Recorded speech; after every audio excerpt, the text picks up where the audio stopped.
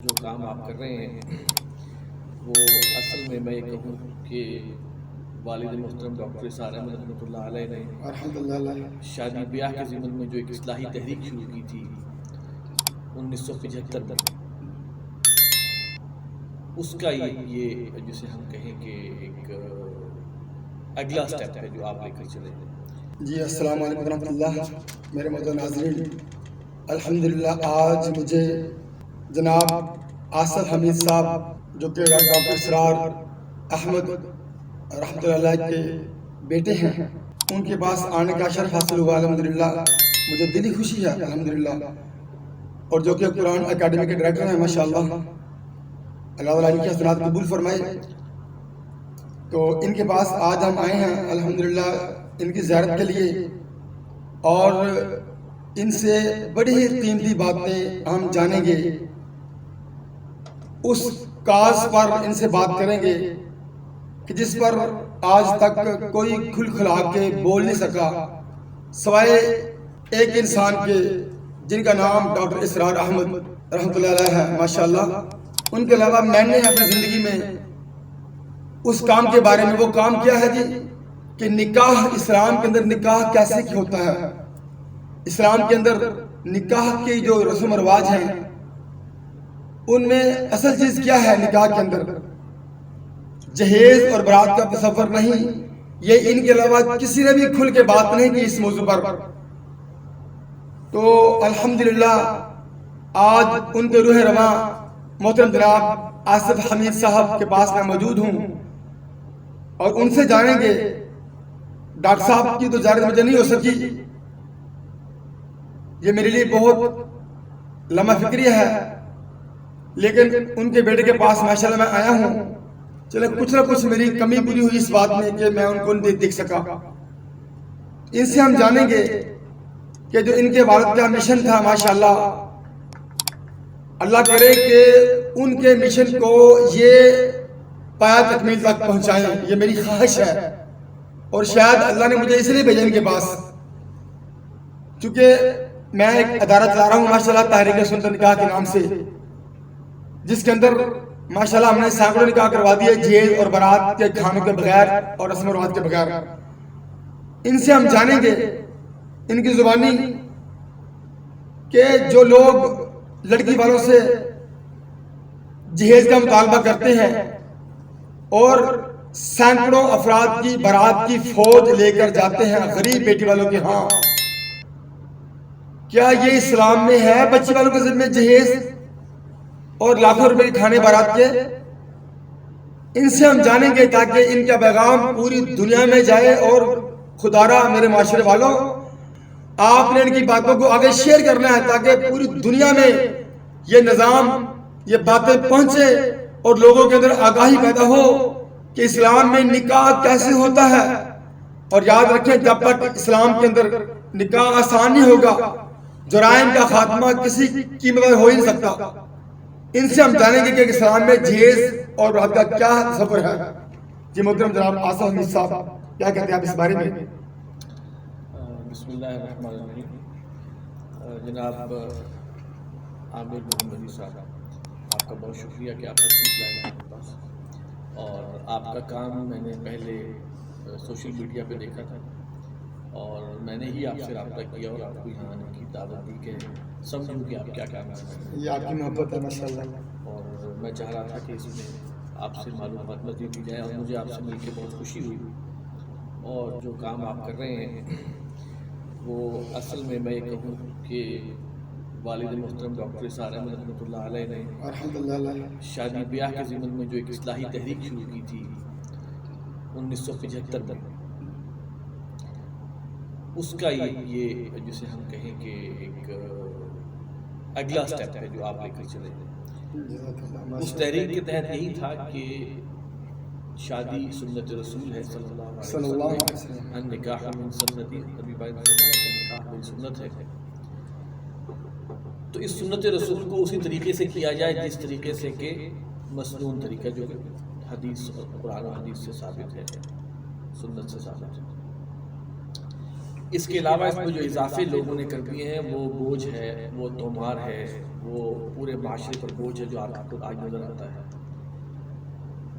اور ایک حدیث بھی موجود ہے کہ اعلنوا ھذا النکاح وجعلوه فی المساجد، کہ نکاح کا اعلان عام کیا کرو، اسے مسجدوں میں منعقد کیا کرو. یہ استحباب کے لیے ہے، لیکن بہرحال اصل مقصود یہی ہے کہ جو بھی رسومات ہمارے معاشرے میں ہندوانہ در آئی ہیں، ان رسومات نے شادی بیاہ کو مشکل کر دیا ہے، مشکل تر کر دیا ہے اور مشکل ترین کر دیا ہے، جس کا نتیجہ یہ ہے کہ معاشرے میں شادیاں کم ہو رہی ہیں، لیٹ میرجز کی صورتحال ہو گئی، لڑکیوں کی عمریں بڑھتی چلی جا رہی ہیں اور شادیاں نہیں ہو رہی، مطلقہ اور بیوائیں بیٹھی ہوئی ہیں، شادیاں نہیں ہو رہی.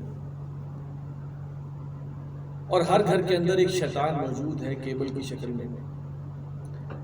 وہ شیطان مستقلاً اس بات پر آمادہ کر رہا ہے ان لوگوں کو جو شادی نہیں کر پا رہے، چاہے مرد چاہے عورت، کہ بھائی اور بھی طریقے ہیں.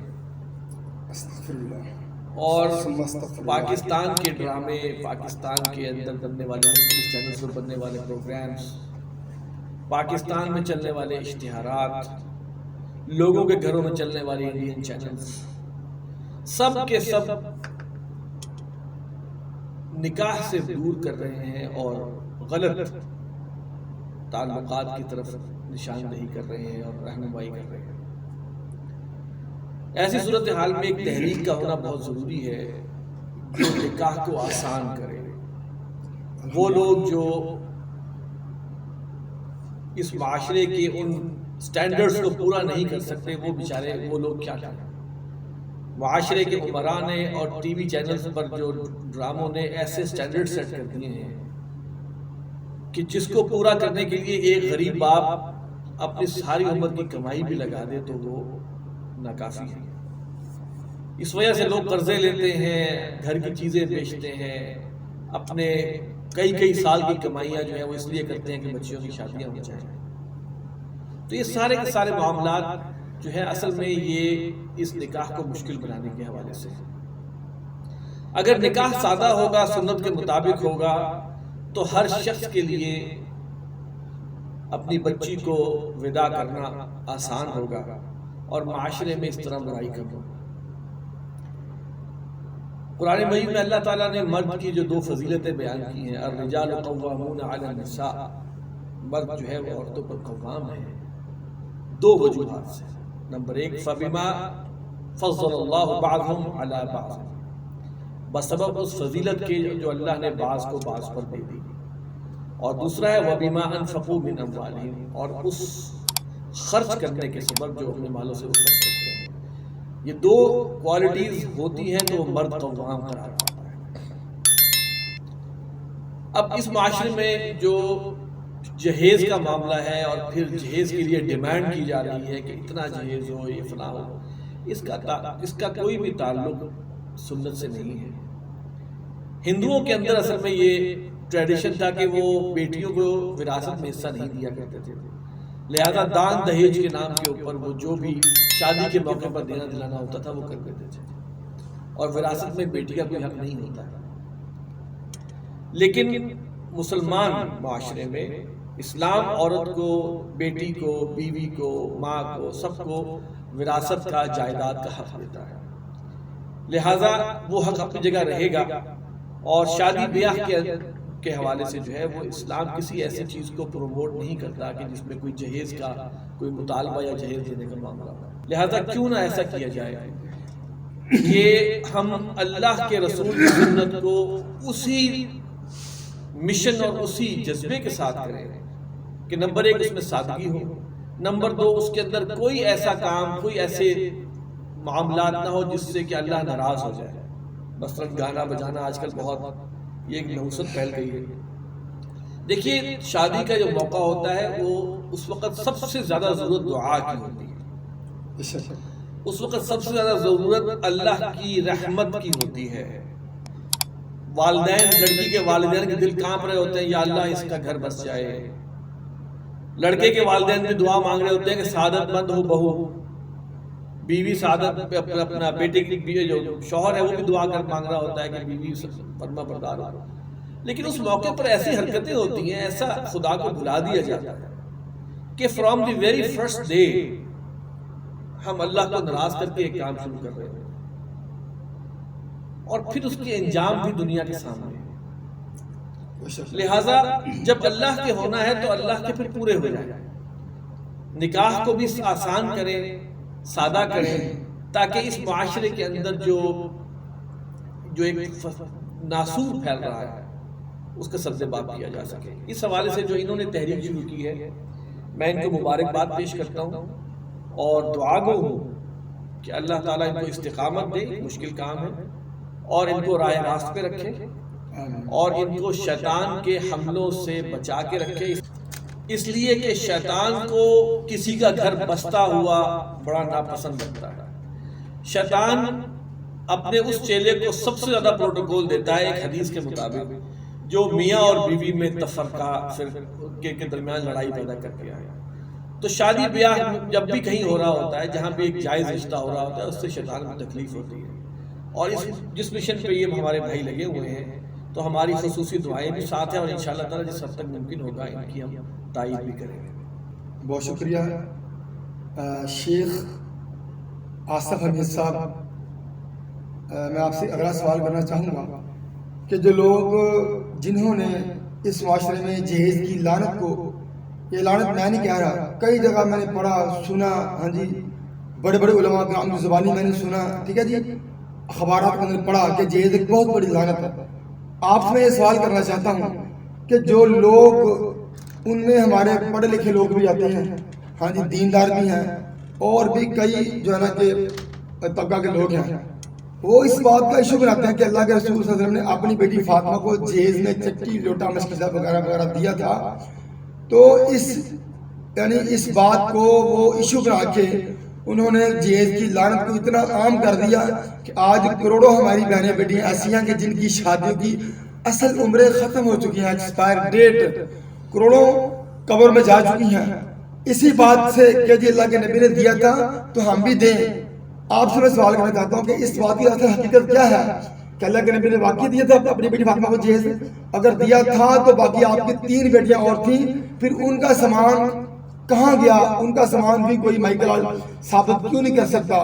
پھر آپ سے اگلا سوال میں یہ ساتھ ہی کروں گا تاکہ آپ جواب دیں اکٹھا مجھے، کیا پھر اگر اللہ کے نبی نے اپنی بیٹی فاطمہ کو جہیز نہیں دیا تھا، وہ سامان علی نے تیار کیا تھا، تو پھر کیا اللہ کے نبی پر یہ بہت بڑا بہتان نہیں ہے کہ جو نبی اس امت کو تلقین کرے کہ اعجلوا بین اولادکم، کہ میری امت تم اپنے اولاد میں انصاف کرنا؟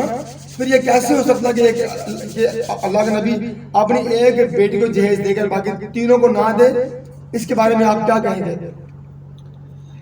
دیکھیے، آپ نے اس سوال میں خود ہی جواب دے دیا کہ جو جہیز نبی اکرم صلی اللہ علیہ وسلم کی طرف سے موصول کیا جاتا ہے حضرت فاطمہ رضی اللہ تعالیٰ عنہ کے لیے، وہ اصل میں حضرت علی رضی اللہ تعالیٰ عنہ نے اپنی جو زرہ بیچی تھی اس کو بیچ کر جو سامان لیا تھا نبی پاک صلی اللہ علیہ وسلم نے وہ بھجوایا تھا، وہ جہیز نہیں تھا۔ والد محترم ڈاکٹر صاحب یہ کہا کرتے تھے چلو اگر تم اس کو جہیز مان بھی لو تو وہ کیا جہیز تھا جو آج تم جہیز دیتے ہو؟ تو اصل بات یہ ہے کہ جب اس نے اگر بات نہیں مانی تو وہ بلا وجہ کی دلیل لے کے آتا ہے، ایک مشکیزہ، ایک مٹکا، ایک فلاں، یہ چیزیں جو ہیں یہ کیا معنی رکھتی ہیں؟ لہٰذا یہ جو ہے یہ ایک آج کل کے دور میں تو کوئی اگر یہ دینا چاہے تو چلو دے لے، اول تو بات یہ کہ حضرت علی رضی اللہ تعالیٰ عنہ کی طرف سے یہ تھا، اور اس کے بارے میں ایک جو چیز پھیلائی گئی ہے وہ ڈاکٹر صالح رحمۃ اللہ علیہ میرے والد صاحب بھی یہ کہا کرتے تھے کہ اصل میں تو یہ حضرت علی کی طرف سے تھا، حضور صلی اللہ علیہ وسلم نے اپنی بیٹیوں کو نہیں دیا تھا۔ جزاک اللہ خیر۔ اگلا سوال میرا آپ سے یہ ہے کہ آپ کیا سمجھتے ہیں کہ یہ اصل میں یہ اس بات کو اجاگر کرنا کہ اسلام میں جہیز نام کی کوئی چیز نہیں بلکہ جہیز کا لفظ نہیں ہے، قرآن میں یہ لفظ آتا ہے کہ فلما جہزہم بجہازہم، ہاں جی، لفظ ہے جہز جس کا معنی ہے تیاری کرنا، اور ایک حدیث میں آتا ہے کہ من جہز غازیا فقد غزا، جس نے کسی مجاہد کو تیار کیا، یعنی لفظ ہے جہز، تو جہیز تو ہے ہی نہیں۔ آپ سے میں سوال کرنا چاہتا ہوں کہ اصل کے اندر یہ اس کو بیان کرنا یہ ذمہ داری کن کی تھی؟ آپ سے میں یہ سوال کرنا چاہتا ہوں، آپ مجھے بتائیں کہ اس کے ذمہ دار کون ہیں اس کو بیان کرنے کے؟ دیکھیے جہیز کے حوالے سے ایک لفظ ایک اور چیز بھی ہے جو آپ نے مس کر دی. ایک ہوتا ہے تجہیز و تکفین، یہ میت کی جاتی ہے، اس میں بھی جیم ہا اور زا استعمال ہوتا ہے. تجہیز و تکفین میت کی ہوتی ہے، میت کو تدفین کے لیے تیار کرنا ہوتا ہے، تو اس کو نہلانا اور اس کو کفن دینا، تو تجہیز و تکفین وہاں بھی لفظ استعمال ہوتا ہے. تو جیم ہا زا مادے کا کوئی تعلق جہیز کے ساتھ نہیں ہے جو ہمارے یہاں مستعمل ہے. اور دوسری بات یہ ہے کہ دیکھیں ہمارے معاشرے کے اندر ہندوانہ جو معاشرت ہے اس کے بڑے گہرے اثرات ہیں. اکثریت جو پاکستان یا اس خطے میں لوگ ہیں ان کے جو اینسسٹرز ہیں ان کی بہت بڑی اکثریت تو وہ ہے جو کہ ہندو یا سکھ سے مسلمان ہیں، تو ان کے اندر یہ ان کی روایات میں یہ چیزیں چلی آ رہی ہیں. تو اس لحاظ سے یہ ایک اور اس کی آگاہی جو آپ نے سوال کیا، آگاہی دلانے کا جو حق فریضہ ہے وہ ہر ممبر و محراب سے ہونا چاہیے، اور ہر جسے کہیں کہ انٹلیکچوئل کی طرف سے ہونا چاہیے. جو لوگ بھی اس کو سمجھتے ہیں کہ بھائی یہ چیز معاشرے کے لیے ناسور ہے، معاشرے کے لیے وزن ہے، بوجھ ہے لوگوں کے لیے، اور اس وجہ سے کیا کیا خرابی پیدا ہو رہی ہے. اور نمبر 2 کہ نبی صلی اللہ علیہ وسلم نے جہیز نہیں دیا، جہیز کا تعلق ہماری شریعت یا اسلام کے ساتھ نہیں ہے. تو یہ سب حضرات جو کہ جن کے پاس جو بھی ڈومین ہے، کسی کے پاس اگر ممبر و محراب ہے تو وہاں سے وہ بیان کرے، کہ کوئی ٹاک شو کر سکتا ہے، کوئی آرٹیکل لکھ سکتا ہے، کوئی کتاب لکھ سکتا ہے، کوئی 3 لوگوں میں بیٹھ کے بات کر سکتا ہے. یہ ان چیزوں کو عام کیا جائے تاکہ لوگوں کے لیے جو ہے اپنے بچوں کی یا بچیوں کی شادی کرانا جو ہے وہ آسان ہو. تو پورا معاشرہ ہی اس کا ذمہ دار ہے، خصوصاً پڑھے لکھے کے. شیخ محترم، میری اکثر اوقات نا مطلب کئی علماء کرام سے میری بات ہوئی، وہ تمام میرے معزز ہیں، ماشاءاللہ میرے مقربین میں سے ہیں، اور یقین کریں یہ بات میں اپنے اللہ کو گواہ بنا کر یہ میں بات آپ کے سامنے یہ میں کر رہا ہوں کہ میری کئی علماء کرام سے، بلکہ میرے پاس آتے ہیں، میرے آفس میں آتے ہیں نا، اپنی بچیوں کے رشتے کے لیے، اپنے بیٹوں کے رشتوں کے لیے آتے ہیں مطلب، تو میں ان سے سوال کرتا ہوں ان علماء کرام سے کہ آپ کے پاس ممبر و محراب ہیں، آپ اللہ کے نبی کے وارث ہیں، تو آپ مجھے کہہ رہے ہیں کہ عامر صاحب آپ کی ساری باتیں ٹھیک ہے، اسلام میں جہیز اور برات نہیں ہے، ہم مانتے ہیں. تو پھر میں اگر ان سے سوال کرتا ہوں کہ اگر آپ مانتے ہیں کہ اسلام میں جہیز برات نہیں ہے تو خدا را پھر آپ کیوں بیان نہیں کرتے؟ یہ میری کئی علماء کرام سے میری بات تھی اس ٹاپک پر کہ پھر آپ کیوں نہیں بیان کرتے؟ اگر آپ بیان نہیں کر رہے پھر کون بیان کر گیا؟ سیاسی لوگ بیان کریں گے، ان پڑھ لوگ بیان کریں گے، ہاں جی کچھ چھاپڑی والے بیان کریں گے، کون بیان کرے گا؟ یہ باتیں اتنی اہم ہیں تو ان کا جواب کیا ہے؟ ان کا جواب یہ ہوتا ہے، یقین کریں یہ میری بات کا اللہ شاہد ہے، ان کا جواب کیا ہے؟ وہ کہتے ہیں کہ عامر صاحب ہم کیسے بیان کریں؟ آپ ساری باتیں ٹھیک کہہ رہے ہیں، اسلام میں جہیز نام بھی کوئی چیز نہیں ہے، برات کے کھانا اسلام میں بیٹی والوں کے ذمہ ہے ہی نہیں، ہم نے کہیں نہیں پڑھا، مگر ہم کیسے بیان کریں؟ ہم نے اپنے بچوں کی شادی کی، ہم نے جہیز دیا بھی ہے، ہم نے اپنی شادی کی بیٹوں کی جہیز لیا بھی ہے، کھانے کھائے بھی ہیں، براتوں کے کھلائے بھی ہیں. اب ہم کیسے بیان کریں؟ اب ہم بیان کریں گے تو پھر لوگ یہ سب کہیں گے کہ جب آپ نے شادی کی اپنے بچوں کی جہیز لیا تب حلال تھا، اب حرام کیسے ہو گیا؟ تو ایسے علماء کرام کو آپ کیا پیغام دینا چاہیں گے؟ دیکھیے جو چیز پہلے ہو چکی سو ہو چکی، کم از کم وہ آگے کے لحاظ سے تو وہ کریں گے. ٹھیک ہے، ایک دور ہر دور ہوتا ہے، کبھی ایک بندہ اس قابل نہیں ہوتا کہ وہ اسٹینڈ لے سکے، اس نے نہیں لیا ہوگا اس بندے نے، لیکن اس کا یہ مطلب نہیں کہ سچ نہیں ہے، حق تو حق ہی ہوتا ہے. تو لہٰذا اس بات کی تکرار کرنا، اس کو بیان کرنا وہ آج ہی سے شروع کریں. کوئی بات نہیں، جو ہو چکا سو ہو چکا، آگے اگر وہ شروع کریں گے تو کم از کم اور بہت سے لوگوں کو اس کا فائدہ ہوگا. اور یہ بات اپنی جگہ حقیقت ہے کہ یہ کام جو تحریک آپ لے کر چلے ہیں یہ مشکل کام ہے، اور پھر جو اس پر لبیک کہہ کے لوگ آپ کے ساتھ جڑ کے اور آپ کے ذریعے سے نکاح کروا رہے ہیں، وہ بھی یقیناً ایک مشکل کام اللہ تعالیٰ نے ان سے مشکل کام کروا لیا ہے. اور اس کو معاشرے کے اندر پینیٹریٹ کر ہونا چاہیے. اور وہ لوگ جو کہ اب یہ کہیں گے اس بنیاد پر ہم تائید نہیں کرتے چونکہ ہم خود کر چکے ہیں، تو بھائی اللہ سے توبہ تائید ہو کہ غلط ہو چکا، لیکن اور فیصلہ یہ کریں کہ آئندہ ہم اس تحریک میں ہے اس معاملے میں ہم بلا خوف و خطر جو ہے وہ ہم یہ بات پھیلائیں گے. اس سے معاشرے میں بہت سے لوگوں کا بھلا ہوگا انشاءاللہ.